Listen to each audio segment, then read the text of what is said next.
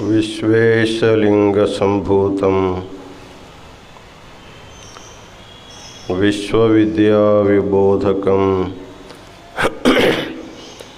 विश्ववन्द्यं सदा वन्दे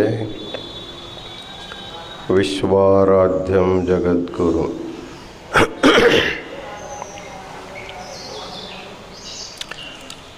काशी ज्ञान सिंहासन के अनादि जगद्गुरु परंपरा को अनंत प्रणिपात समर्पित करते हुए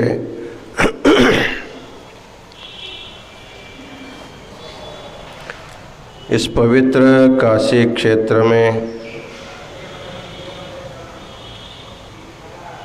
चातुर्मास्य के उपलक्ष्य में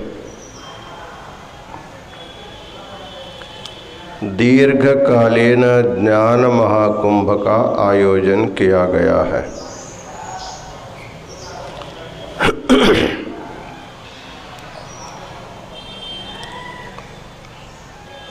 इस ज्ञान कुंभ के पर्व काल में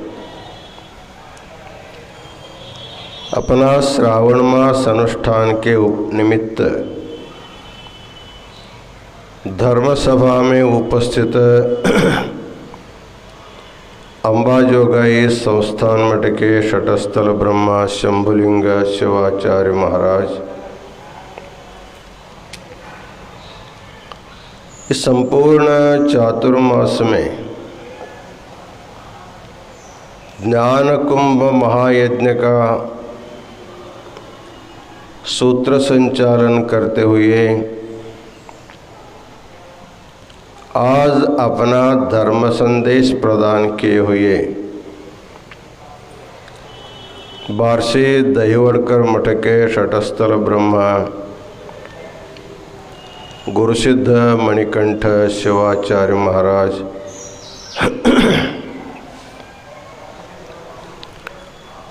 काशी वीरशैव विद्वत संघ के समस्त विद्यार्थीगण,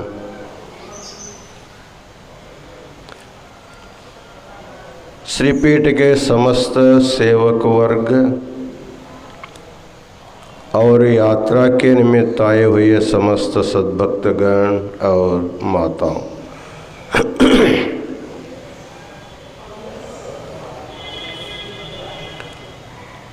भगवान शिव लोक कल्याण के लिए अनेक लीलाओं को करते जा रहे हैं। उनके लीलाओं के पीछे बहुत बड़ा प्रबोधनात्मक कार्यक्रम भी रहता है और दुष्टों का दुर्जनों का संहार करने का भी उनकी योजना होती है।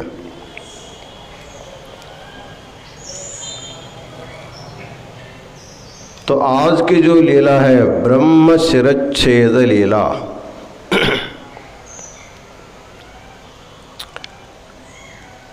ब्रह्मा जी को अपने शिरच्छेदन कर लेने का क्या कारण था, इसके बारे में इस लीला के पीछे क्या रहस्य छिपा हुआ है, क्या प्रबोध छिपा हुआ, उसको हम लोगों को देखना है। प्रायः इस प्रपंच में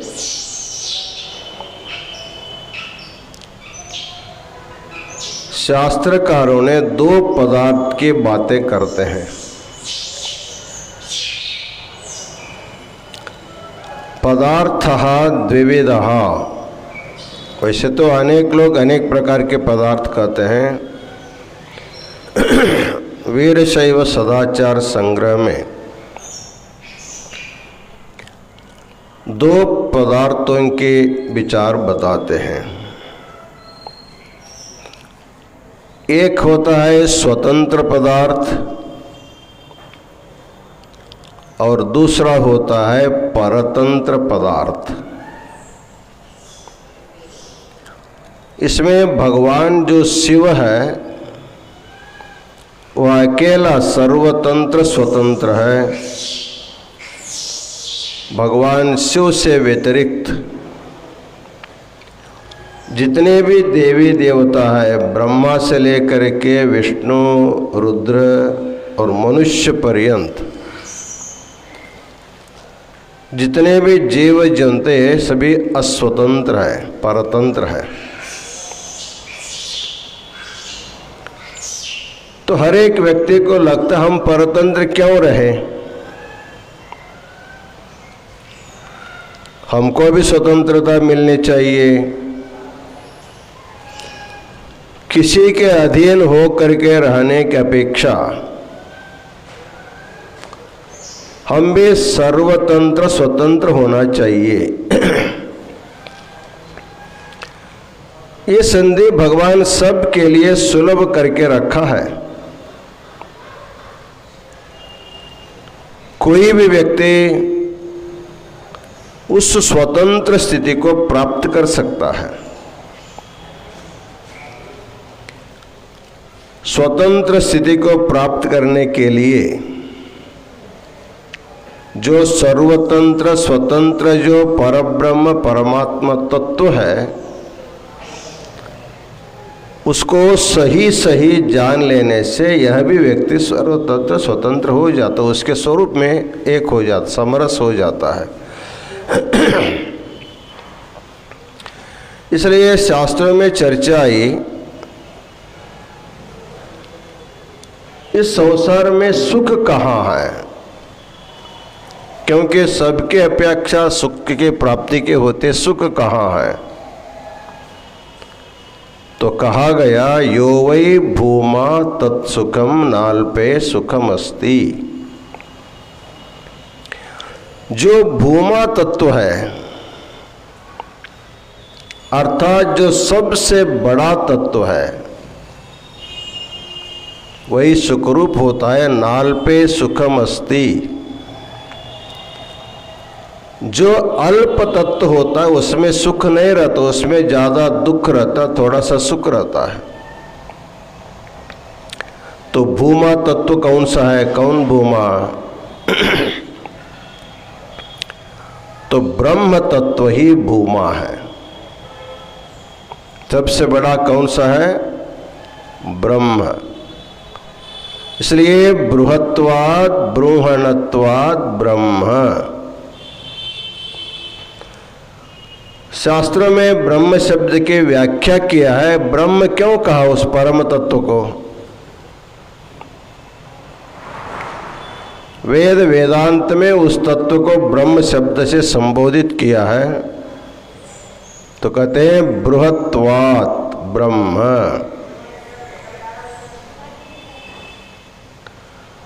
जो सबसे बड़ा है,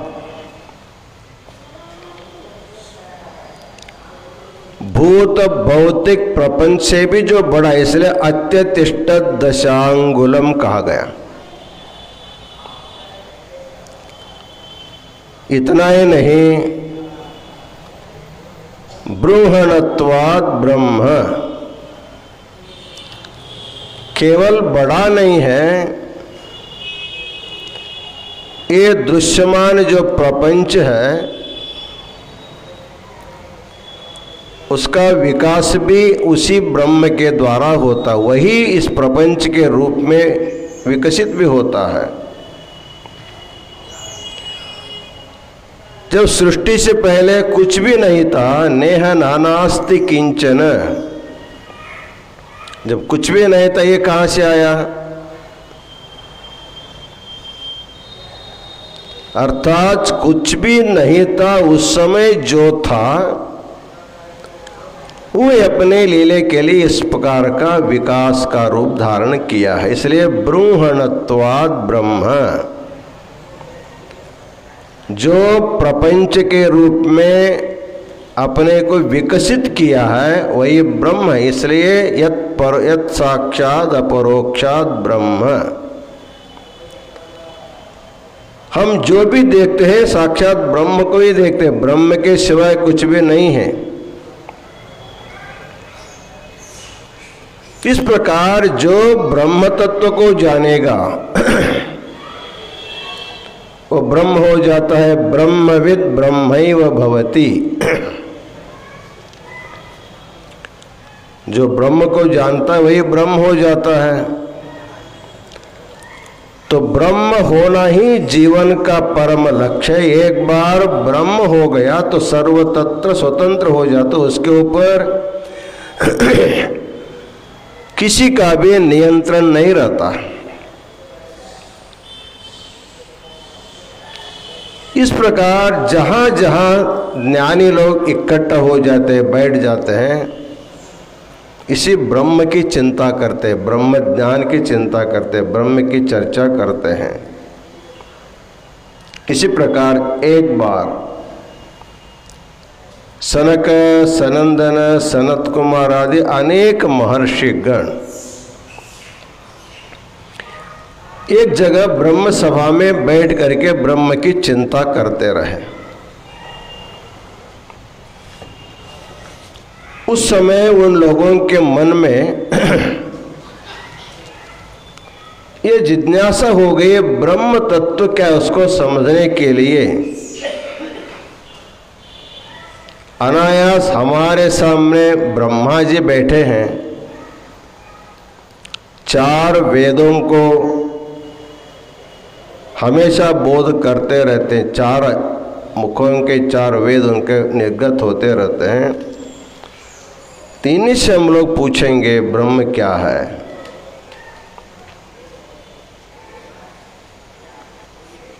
बहुत सुंदर श्लोक आता है इसमें, अर्ध शरच्छेदन लीला में। आसीनम प्रमदेन रत्न पटले रम्याख्य सिंहासने। रत्न खचित सिंहासन पर ब्रह्मा जी बैठा था, आनंद से बैठा था। ब्रह्मांडम सनकादयो मुनिवरा सभ्या प्रणम्योत्थिताः। उस समय वहां बैठे हुए सनक, सनंदादि सभी महर्षिगण उठ करके उनको साष्टांग नमस्कार करते हैं, प्रणाम करते हैं।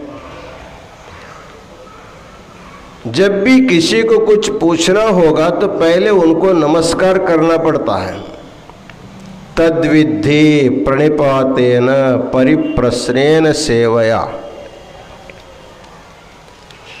गुरु के पास जाने के बाद कुछ पूछना है तो पहले क्या करना होगा? प्रणिपात, नमस्कार। वैसे तो नमस्कार में अनेक प्रकार है, एकांग नमस्कार, त्रिअंग नमस्कार, पंचांग नमस्कार, साष्टांग नमस्कार। केवल मस्तक झुका करके जो नमस्कार किया जाता वो तो एकांग नमस्कार है। दोनों हाथ जोड़ करके सिर झुका करके जो नमस्कार किया जाता उसका नाम त्रिअंग नमस्कार। अपने घुटनों को टेक करके पूरा झुक करके जो हाथ जोड़ करके नमस्कार किया जाता उसका नाम है पंचांग नमस्कार। दो हाथ, दो पैर और मस्तक। और सबसे श्रेष्ठ नमस्कार है साष्टांग नमस्कार, दंडवत प्रणाम उसको कहते हैं।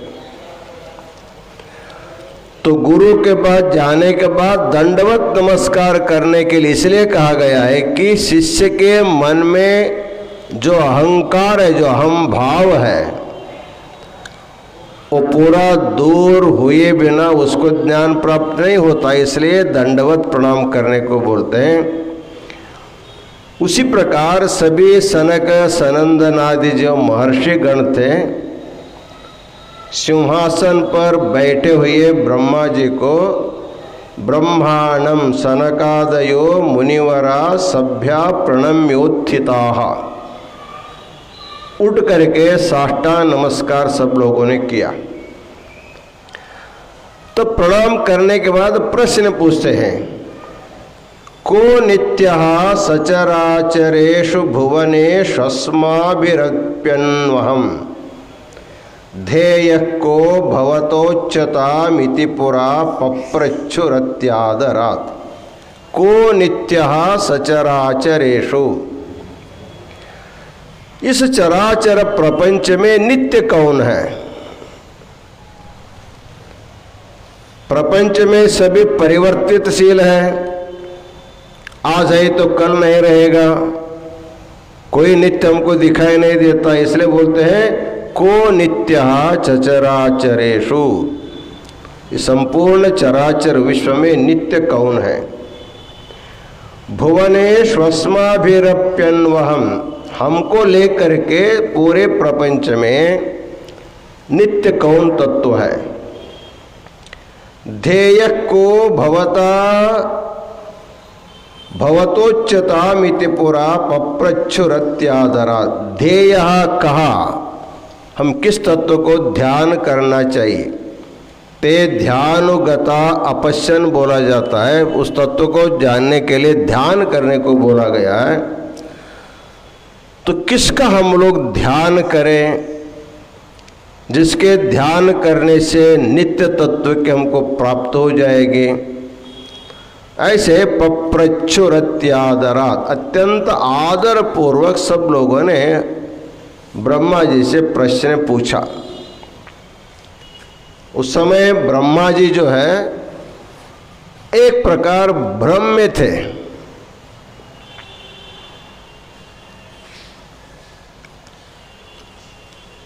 ब्रह्म में थे, भ्रमित थे। इसका अर्थ होता है कि वो खुद को ब्रह्म समझता रहा।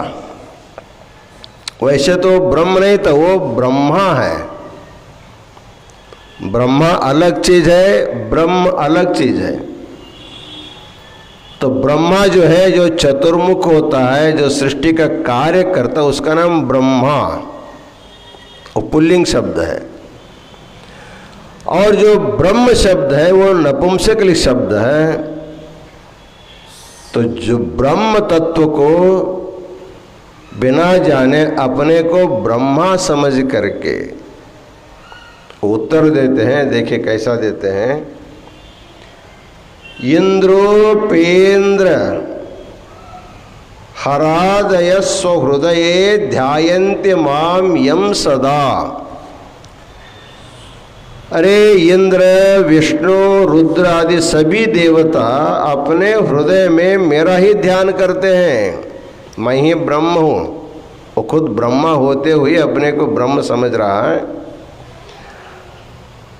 ध्यायन्ते माम यम सदा, मुझे ही सब ध्यान करते हैं। यः कुर्वे भुवनोदय स्थितिलयान यस्सर्व निर्वाहकः। इस सृष्टि स्थिति संहार को मैं ही करता हूँ, उसका निर्वाह मैं ही करता हूँ। यम माम सर्वजना वदन्ति विबुध ज्येष्ठम परब्रह्मणो।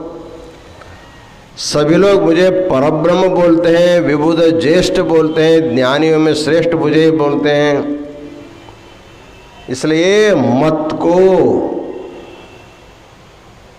कास्त्यधिकः परस्तदखिले पूज्योहमित्याह सह। अहमेव पूज्यः अहमेव ध्येयः। इसलिए जब ब्रह्मा, विष्णु, रुद्र आदि सभी देवी देवता जब अपने हृदय में मेरा ध्यान करते हैं तो दूसरा किसके पास आप जाएंगे? मैं ही सबसे बड़ा हूँ, मैं ही परब्रह्म हूँ। ऐसे उन्होंने सबको उत्तर दे दिया। अर्थात ब्रह्मा जी को ब्रह्म का ब्रह्म हुआ, मैं ही ब्रह्म, ऐसे उनको ब्रह्म हो गए। लेकिन अपने जो आकार विकार का अभिमान कर रहा है, केवल नाम साम्य से ब्रह्मा जी के मन में भ्रम हो करके जो शुद्ध ब्रह्म न होते हुए अपने को ब्रह्म बोल दिया। उस समय भगवान विष्णु बोलते, अरे तुम अपने को खुद ब्रह्म कैसे बोलते हो? तुम तो नित्य नहीं है। जब कल्प पूर्ण हो जाता है तो तुम्हारा भी कार्यकाल समाप्त हो जाता है। तुमको भी अपना अवतार समाप्त करना पड़ता है, मुझे भी अपना अवतार समाप्त करना पड़ता है। इसलिए तुम भी ब्रह्म नहीं हो सकते, मैं भी ब्रह्म नहीं हो सकता। आप ऐसे अभिमान से, अहंकार से, अज्ञान के कारण तुम अपने को ब्रह्म बोल रहे तो ठीक नहीं है। जब इनके हो रहा था उस समय वेदों से पूछा गया, आप बोलिए। सभी वेदों ने भी बोला ब्रह्म आप नहीं है, ब्रह्म तो वो परब्रह्म, परम तत्व तो दूसरा ही है जो सदा नित्य है, सत्य है, आनंद है और सभी का कारणीभूत है। तो ब्रह्मा जो है ना, किसी को मानने को तैयार नहीं। आदमी जब अज्ञान में घिरा होता है, अभिमान से बंधा जाता है, तो किसी का सुनता नहीं, अपना ही रटते जाता है। उस समय भगवान शिव ने देखा ब्रह्मा का अहंकार। तब अपने एक अंश को, भैरव को, काल भैरव को वहां ब्रह्मा जी के पास भेज दिया। तुम जाओ, इसको थोड़ा समझाओ, समझा बुझा करके उसके अज्ञान को, भ्रम को दूर करो, उनका अहंकार को दूर करो। तो भैरव वहां आए।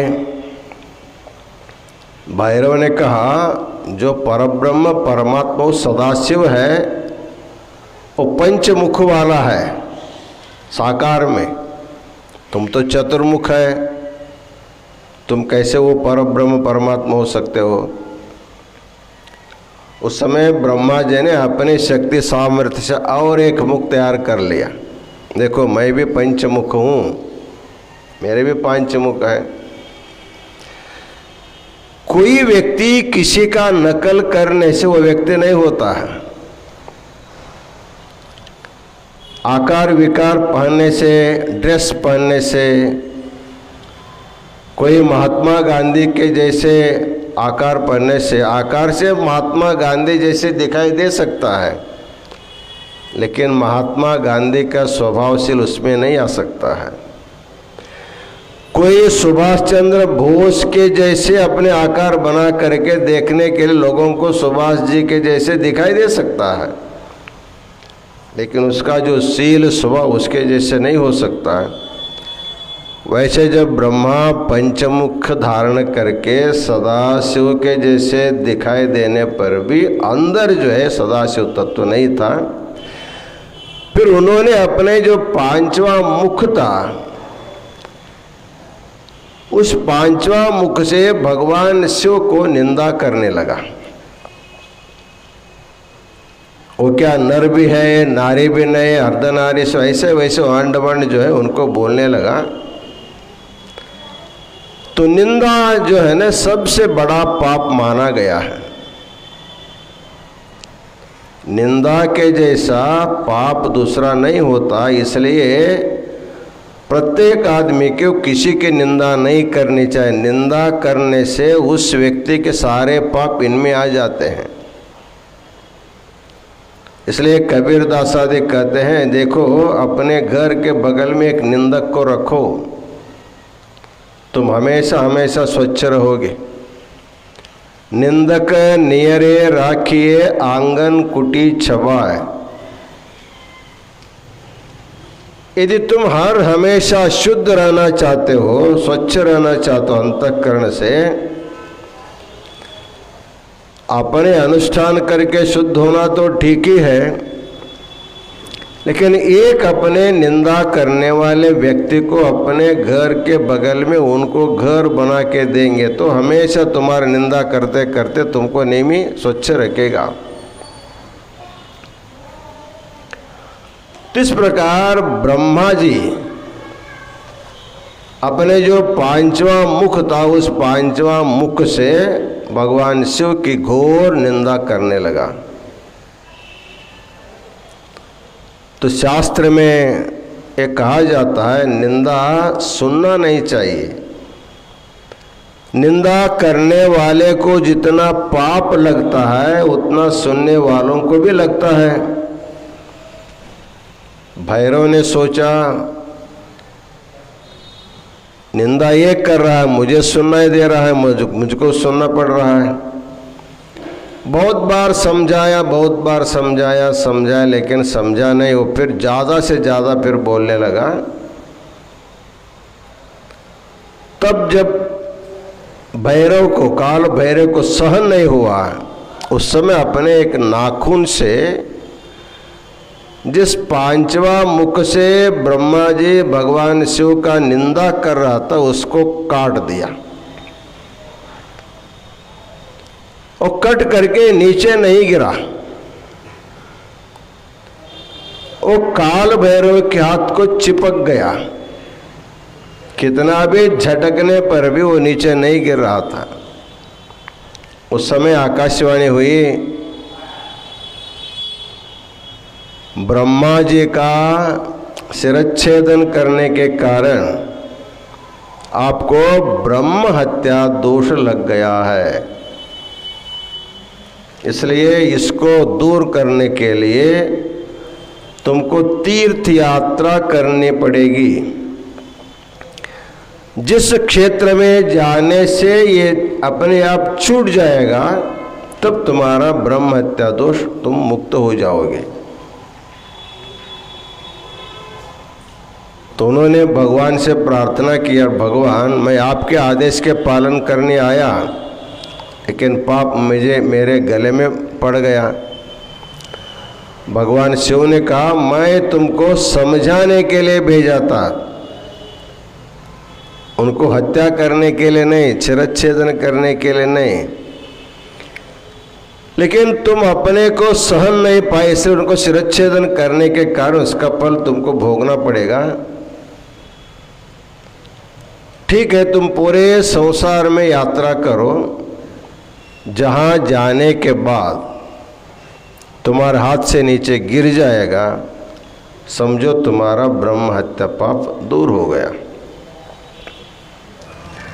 और ये भी कहा गया है कि तुम सब जगह बताते जाना मैं ब्रह्म हत्या किया हूँ, मैं ब्रह्म हत्या किया हूँ, ऐसे बोलते जाना सब जगह, सब लोगों को सुनाई देना चाहिए।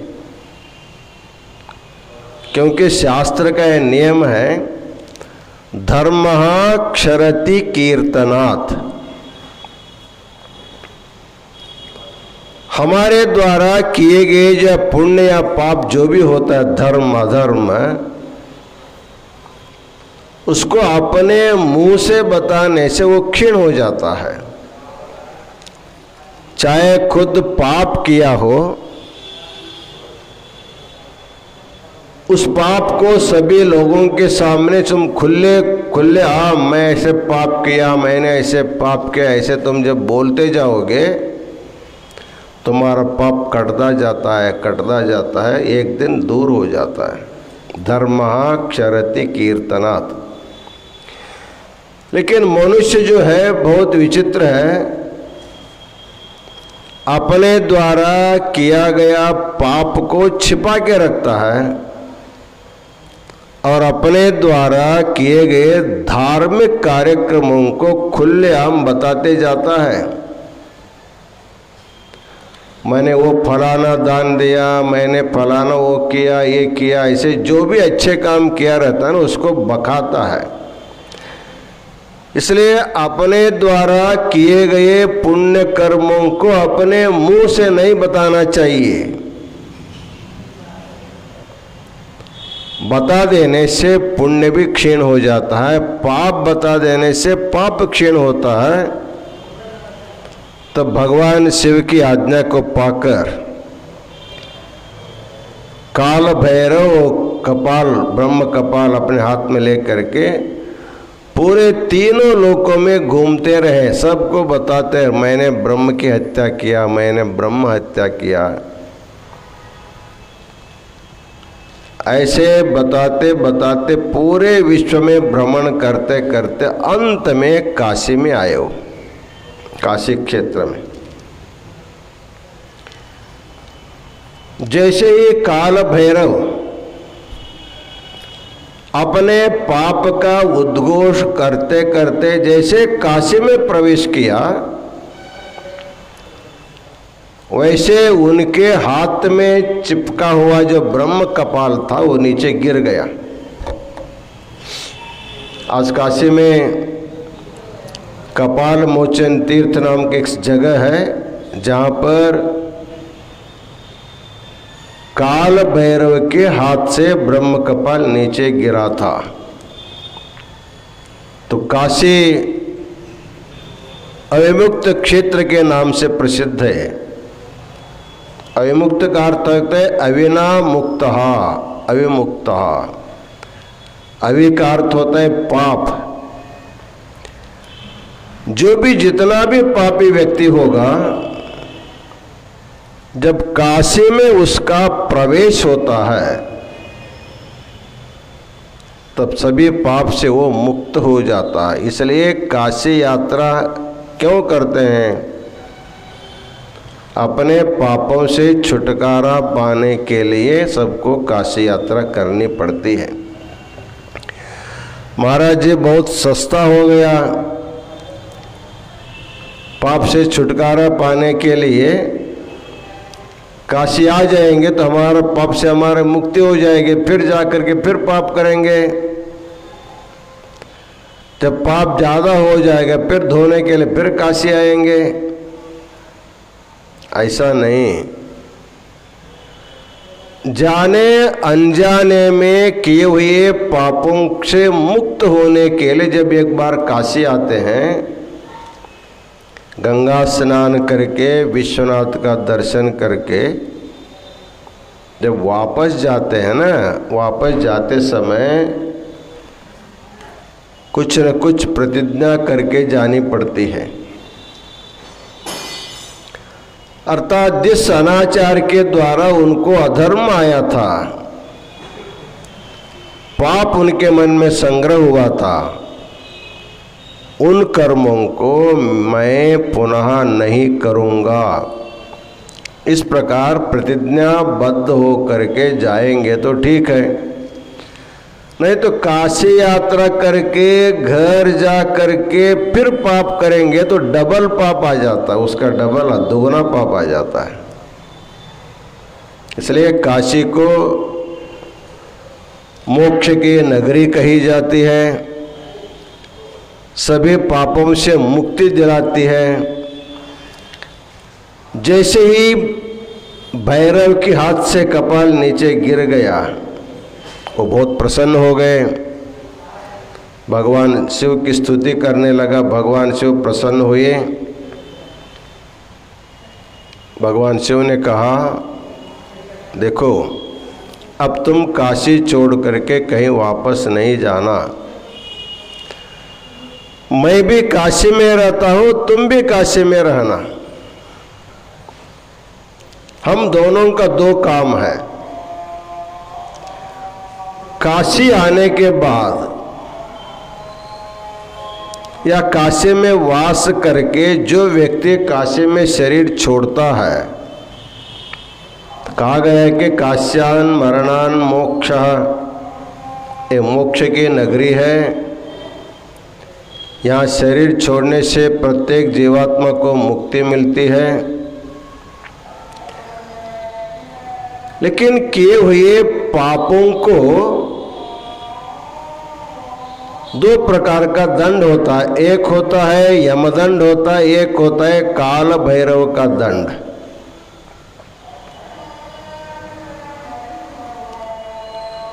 यमदंड पाने के लिए अनेक जन्मों में पुनः पुनः जन्म लेना पड़ता है। लेकिन काल भैरव का जो दंड होता है वो पुनः पुनः जन्म लेना नहीं है, एक ही बार यातना शरीर दे करके जितना भी हमारा पाप होगा उसको पूरा पूरा समाप्त कर देते हैं। बाद में भगवान शिव जो है तारक मंत्र उपदेश करके उस जीवात्मा को मुक्ति प्रदान करते हैं। इस प्रकार काशी मोक्ष की नगरी है। यहाँ पर किए हुए पापों को दंड देने के लिए काल भैरव का विशेष एक दंड होता है, उससे पाप से मुक्त होकर के वो मुक्ति पा लेता है। एक बार काशी के गंगा किनारे एक साधु रोज जा करके स्नान करता था, गंगा स्नान करता था। उसी घाट पर काशी एक वेश्या भी गंगा स्नान करने आती थी। उन्होंने उस सन्यासी से पूछा, देखो तुम भी काशी में वास करते हो, मैं भी काशी में वास करते हो, मरने के बाद तुमको भी मुक्ति मिलेगी, मुझे भी मुक्ति मिलेगी। मैं अपने स्वेच्छाचार से रहती हूँ, तुम अपने सीमित आचार विचार से रहते हो, क्या फर्क पड़ता है तुम्हारे हमारे में? मेरा दुराचार है, तुम्हारा सदाचार, लेकिन मुक्ति दोनों को मिलने वाली है। तो संत ने कहा ठीक करती है, मुक्ति दोनों को मिलेगी, लेकिन किए हुए कर्मों का जो पाप होगा उसको भोगने के लिए तुमको काल भैरव की यातना भोगनी पड़ती है। जैसे आग में, जलती हुई आग में एक पुराने गुदड़ी जो गीला है, बहुत गंदा है, ऐसे गुदड़ी को अग्नि में डाल देने से वो भी जलता है, धीरे धीरे धीरे धीरे जलता है, सब गंदा हवा फैल करके। उसी अग्नि में एक आधा नया रेशम का कपड़ा डालने से भी वो भी जल जाता, तुरंत जल जाता है। वैसे शरीर छोड़ते ही मुझे मुक्ति मिल जाती, तुमको काल भैरव की यातना भोगने के बाद जब तुम्हारा कर्म समाप्त हो जाएगा उसके बाद तुमको मुक्ति मिलती, इतना हम दोनों में व्यत्यास है। कर्म का फल को तुमको भी भोगना पड़ता है। इस प्रकार काशी क्षेत्र जो है प्रपंच के सभी क्षेत्रों से अत्यंत उत्कृष्ट श्रेष्ठ काशी क्षेत्र माना जाता है। इसीलिए भगवान शिव जो है कैलाश छोड़ करके काशी में निवास करते हैं। देवोदास के भक्ति के कारण एक बार काशी आने के बाद भगवान वापस कैलाश न जाने के कारण काशी कोई भू कैलाश कहा जाता है। तो इस क्षेत्र के क्या महिमा है? जब काल भैरव भी यहाँ निवास कर रहा है, साक्षात भगवान विश्वनाथ भी यहाँ निवास कर रहे हैं, माँ गंगा यहाँ पर उत्तर वाहिनी है। इस क्षेत्र का वैशिष्ट्य क्या है? महर्षि व्यास ने इस क्षेत्र के वैशिष्ट्य के बारे में बताया है। जो काशी आते हैं, काशी आने के बाद यहाँ पर भगवान का दर्शन करना पड़ता है, भगवान को नैवेद्य दिखाना पड़ता है, भगवान का स्तुति वगैरह करनी पड़ती है। लेकिन महर्षि व्यास ने यहाँ के निवास करने वालों लोगों के लिए एक सुविधा बताया है। काशी क्षेत्र की महिमा के बताते हैं, यहाँ पर आए हुए व्यक्ति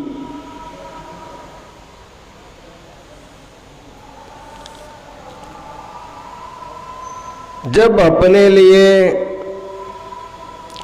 भोजन पका करके खुद खाता है तो उनको भगवान को नैवेद्य दिखाने का फल मिलता है। अशनम नैवेद्यम। हम अपने गांव में भगवान को रसोई करके उनको नैवेद्य दिखाने से जो फल मिलता है वो फल काशी में खुद खाने से मिलता है। अशनम नैवेद्यम। जप प्रजल्पः। अपने अपने गांव में बैठ करके एकांत में रुद्राक्ष माला ले करके जप करने से जो पुण्य मिलना चाहिए वह पुण्य काशी में जप करने से नहीं, केवल इधर उधर के बातचीत करने पर भी जप करने का पुण्य मिलता है, अर्थात काशी में बातचीत करने से भी जप का फल मिलता है। तो नमस्कार में दो प्रकार का नमस्कार हमने अभी बताया है। एक साष्टांग नमस्कार होता है, एक परिक्रमा नमस्कार भी एक होता, प्रदक्षिणा नमस्कार। मनुष्य अपने किए हुए अत्यंत घोर से घोर पापों से मुक्त होने के लिए भगवान की परिक्रमा करने के लिए कहा गया है। तो लोग यहाँ आने के बाद भगवान की परिक्रमा करते हैं कि नहीं करते, लेकिन दुकान दुकान तो परिक्रमा करते हैं। उस दुकान में जा करके, इस दुकान में जा करके सामान खरीदने के लिए बाजार में तो घूमते रहते हैं। तो भ्रमणम प्रणामः, जो इधर उधर घूमते हैं काशी में आकर के, काशी में घूमना जो है वो भगवान की परिक्रमा का फल देता है, क्योंकि कण कण में भगवान शिव वास करता है। और बाद में कहते हैं एक जो साष्टांग नमस्कार होता है, प्राय बहुत से लोगों को साष्टांग करने नहीं आता है, अनेक प्रकार की शारीरिक बाधाएं होती है। तो कहते हैं शयनम प्रणामः, तुमको भगवान के सामने साष्टांग नमस्कार करने नहीं आता तो ठीक है, सारा देख वाक करके खा पी करके तुम सोते हैं ना, सोते हैं तो लंबा ही सोते हैं पैर पसार करके। तुम्हारा सोने का जो आसन रहता है वो तो साष्टांग नमस्कार के जैसे ही होता है, इसलिए शयनम प्रणामः। जब तुम निश्चिंत हो करके सो जाते हो तो भगवान सोचता है मेरे लिए साष्टांग नमस्कार डाल दे करके हमको उसका फल प्रदान करता है। कहने का तात्पर्य है, हम अपने अपने गांव में, घर में जो भी सहज क्रिया करते हैं, अपने लिए नित्य क्रिया करते हैं, वही नित्य क्रिया काशी में आ करके करने से वही अनेक पुण्यप्रद हो जाता है। इसलिए महर्षि कहते हैं जीवन में कम से कम एक बार तो अवश्य काशी यात्रा करनी चाहिए। यदि काशी यात्रा करना संभव नहीं, उसके लिए भी बताते हो, काशी काशीति यो ब्रूयाद योजनानां शतैरपि मुच्यते सर्वपापेभ्यो नास्ति नास्त्यत्र संशयः। काशी आने के लिए जीवन भर प्रयत्न किया, प्रयास किया, किसी कारणवश तुमको काशी आना नहीं हुआ, फिर भी चिंता करने की जरूरत नहीं है, क्योंकि तुम अपने घर में बैठ करके भी जीवन भर प्रयत्न करने के बाद जब तुमको अवकाश नहीं मिला, तब तुमको अंतिम समय में क्या करना होगा, अंतिम समय शरीर छोड़ते समय काशी काशीति यो ब्रूयात योजनानां शतैरपि, हजारों हजारों किलोमीटर दूर रह कर पर भी मरते समय काशी काशी काशी ऐसे 3 बार काशी का नाम उच्चारण करते हुए जब तुम्हारा शरीर छूट जाएगा तो काशी यात्रा का फल तुमको अंतिम समय में मिल जाता है। इस प्रकार अत्यंत महिमाशाली क्षेत्र काशी है। ये काशी इसलिए इसका महत्व बढ़ गया कि ब्रह्म कपाल के प्राप्त पाप से मुक्त होने के लिए जब काल भैरव काशी में आए तब उससे कपाल मुक्त हो गया, पाप से मुक्ति मिल गई। तब से काशी का कीर्ति महिमा बढ़ने लगी, इसलिए काशी अनादिकाल से यात्रा का बहुत बड़ा केंद्र बन गया है। तो इस ब्रह्म शिरच्छेदन लीला में भगवान ने इस संसार के लिए एक मुख्य बात इसीलिए बताया है, अपने को ब्रह्म स्वरूप अच्छी तरह न समझते हुए, अपने आत्मा को ब्रह्म न समझते हुए, बहुत से लोग शरीर को ही ब्रह्म समझने वाले होते हैं। किसी के लोगों को अपना खेत ही ब्रह्म होता है, किसी को पति ब्रह्म होता है, किसी को पत्नी ब्रह्म होती है, किसी को पुत्र ब्रह्म होता है, उसी को ज़्यादा प्रेम करते हैं। लेकिन वास्तविक ब्रह्म तत्व को जब तक आदमी नहीं जानता, मनुष्य जानता नहीं है, और ब्रह्म में आकर के जो ब्रह्म नहीं है उसी को ब्रह्म समझ लेता है, तो उसी को इसी प्रकार का शिक्षा उनको मिलती है। बार बार उसको जन्म लेना पड़ता है। एक सिर गया फिर दूसरा सिर गया, ऐसे अनेक सिर जाते हैं, अनेक बार जन्म लेना पड़ता है। इस प्रकार एक प्रकार जो है अज्ञान में आकर के अहंकार नहीं करना और वस्तुतः ब्रह्म तत्व को जानने के लिए प्रयत्न करना, उसमें बाधा जब आते हैं तो उसके दूर करने के लिए तीर्थ यात्रा करके पाप से मुक्त होकर के अंतःकरण को पवित्र बना करके पुनः सद्गुरु के शरण में जा करके आत्मबोध कर लेना ही मनुष्य जीवन का परम लक्ष्य होता है।